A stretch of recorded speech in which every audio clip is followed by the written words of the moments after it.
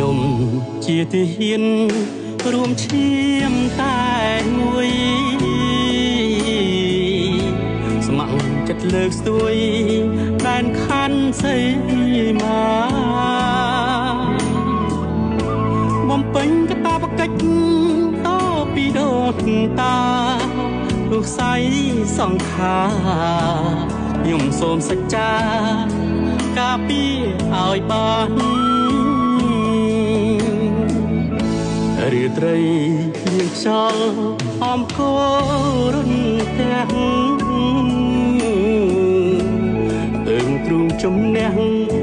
ស្មារតីប្រយុទ្ធដៃកានកំភ្លើងអងអាចបំផុតមិនអាចតង់ស្លុតកំចាត់ចោលសៀមកំពុងឆ្លៀនពៀន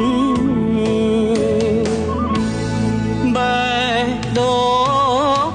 ងទីហ៊ាន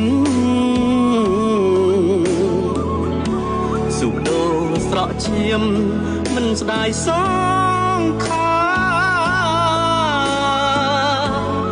ទុំត្រូវសង្ស័យឬត្រូវពិការមិនស្ដាយឡើយណាដើម្បីមាតុភូមិប្រពន្ធសំឡាញ់កំពូលដួងចិត្ត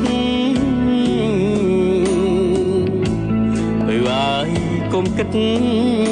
ណាម្ចាស់ស្នេហាបងជាទាហានការពារសីមាជាតិយើងត្រូវការច្បាំងឈ្នះកាលណា